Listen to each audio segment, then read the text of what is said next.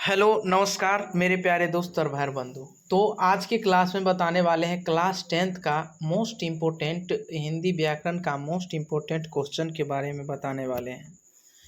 तो आज की क्लास में हमारे साथ आप लोग पेन और कॉपी निकालिए और इसे नोट कीजिए और इसे आसान तरीक़ा से आप लोगों को बीच बताए हैं और इसे याद करने का प्रेरणा रखें और इसे याद करें, ठीक है। तो ताकि और साथ ही साथ इसे सब्सक्राइब कर लीजिए और लाइक कर लीजिए और साथ ही साथ शेयर भी कीजिए ताकि जब जब लाइव क्लास आऊँ तो आप लोग को भी ज़रूर मिल सकूँ। ऐसा वीडियो पाने के लिए आप लोग कंटिन्यू हमारे साथ जुड़े रहें। तो कंटिन्यू आप लोग हमारे साथ बने रहें। शाम 5:30 बजे वीडियो अपलोड करते हैं और सुबह 6 बजे। तो मेरे प्यारे दोस्त आप लोग इसे देखिए और इसे आसान तरीक़ा से कॉपी में नोट करें। तो आज आप लोग को बीच पता होगा कि आज क्या पढ़ने वाले हैं, ठीक है। तो आज जो बताएंगे संज्ञा किसे कहते हैं और यानी हिंदी व्याकरण यानी संज्ञा किसे कहते हैं और संज्ञा के कितने भेद होते हैं, यानी संज्ञा के कितने भेद होते हैं। तो सबसे पहले जानेंगे संज्ञा किसे कहते हैं। पहलुक का क्वेश्चन आपका कि आपको कोई कह दिया कि संज्ञा किसे कहते हैं, ठीक है। तो संज्ञा बताना किसी व्यक्ति या वस्तु, स्थान या भाव आदि के नामों को क्या कहते हैं, संज्ञा। क्या कहते हैं, संज्ञा। तो सिंपल सी परिभाषा आप याद रखिए कि किसी व्यक्ति, वस्तु, स्थान, भाव आदि के नामों को संज्ञा कहते हैं, ठीक है, संज्ञा कहते हैं। जैसे में आप ऑब्जेक्टिव में आपको आएगा राम क्या है, राम क्या है तो संज्ञा है। सेना क्या है, संज्ञा है। मनुष्य क्या है, संज्ञा है। यानी मूर्खता क्या है, संज्ञा है।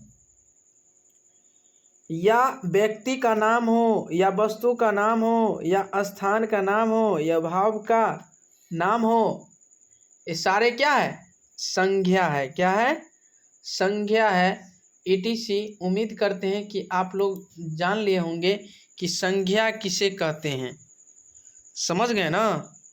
तो चलिए आप बताएंगे मेरे प्यारे दोस्त संज्ञा के कितने भेद होते हैं। मोस्ट इम्पोर्टेंट क्वेश्चन है, बने रहिएगा हमारे साथ।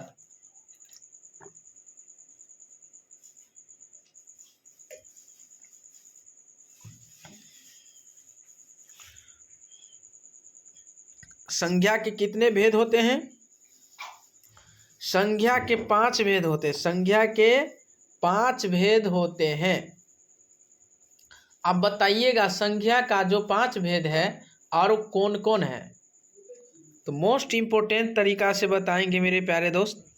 तो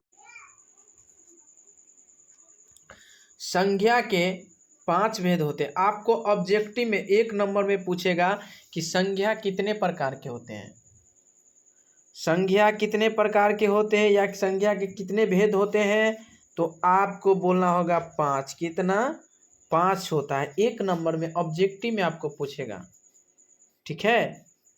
तो संज्ञा के 5 भेद है।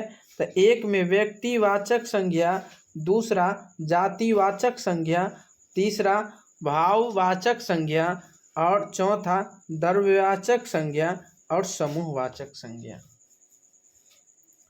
तो आज जान लिए कि संज्ञा के 5 भेद होते हैं। तो कौन कौन होते हैं, व्यक्तिवाचक संज्ञा, जातिवाचक संज्ञा, भाववाचक संज्ञा, द्रव्यवाचक संज्ञा और समूहवाचक संज्ञा। तो आप जानेंगे मेरे प्यारे दोस्त कि व्यक्तिवाचक संज्ञा किसे कहते हैं। व्यक्तिवाचक संज्ञा किसे कहते हैं, व्यक्तिवाचक संज्ञा किसे कहते हैं, ध्यान से रखना होगा। तो व्यक्तिवाचक संज्ञा कि व्यक्तिवाचक, ध्यान देंगे, व्यक्तिवाचक संज्ञा किसी विशेष व्यक्ति या स्थान का नाम यानी बोध कराती है। बताइएगा, मोस्ट इम्पोर्टेंट क्वेश्चन है, मोस्ट इम्पोर्टेंट क्वेश्चन है मेरे प्यारे दोस्त, ध्यान दीजिएगा। किसी यानी व्यक्ति या किसी विशेष स्थान का या बोध कराती है उसे हम व्यक्तिवाचक संज्ञा कहते हैं। क्या कहते हैं? व्यक्तिवाचक संज्ञा।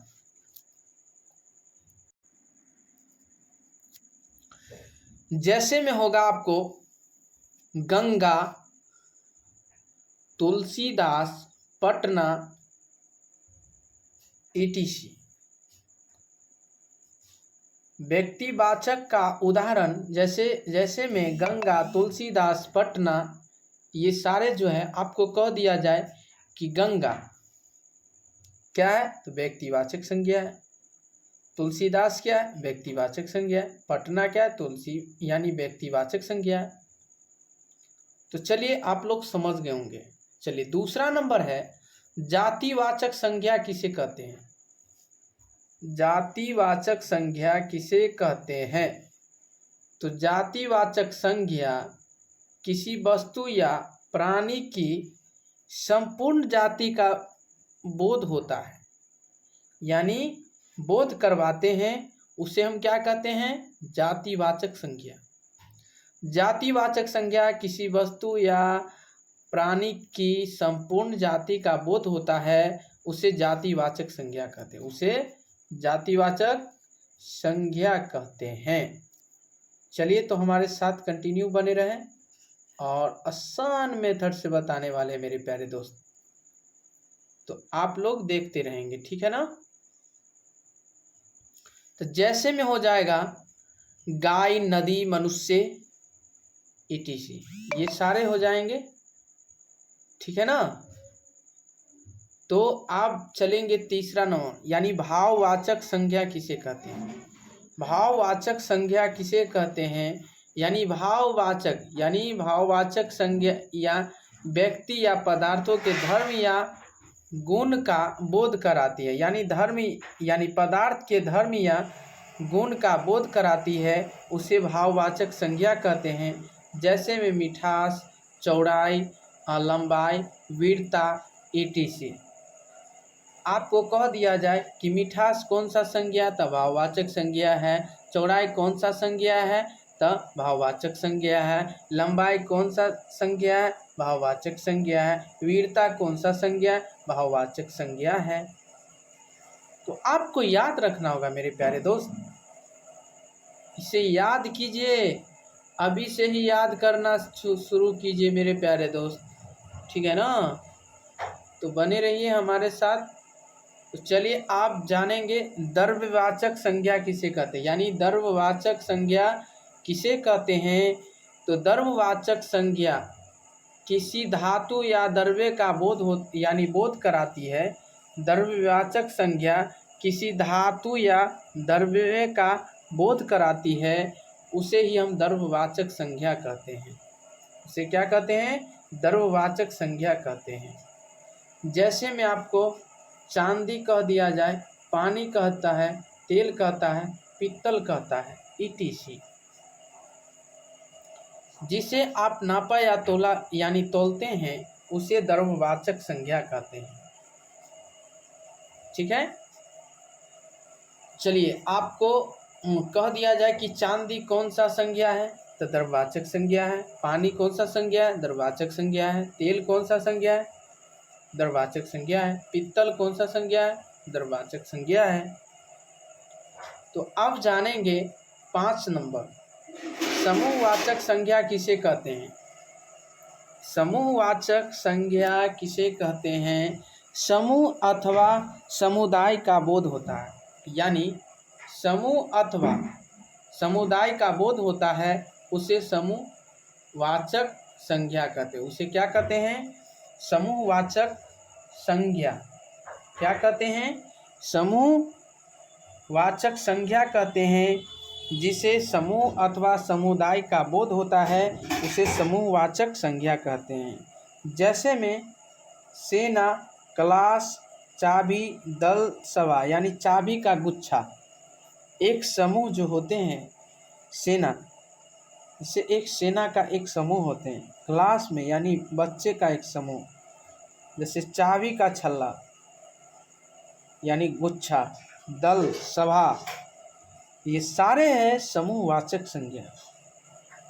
समूहवाचक संज्ञा आप लोग समझ गए होंगे कि समूह अथवा समुदाय का बोध होता है, उसे ही हम समूहवाचक संज्ञा कहते हैं। जैसे में आपको पता है सेना, क्लास, चाबी का गुच्छा, दल, सभा, तो आपको कह दिया जाए इसमें कि दल कौन सा संज्ञा है, समूहवाचक संज्ञा है। क्लास कौन सा संज्ञा है, समूहवाचक संज्ञा है। कौन सा संज्ञा है, तो बताइए। सेना कौन सा संज्ञा है, समूहवाचक संज्ञा है। चाबी का गुच्छा कौन सा संज्ञा है, समूहवाचक संज्ञा है।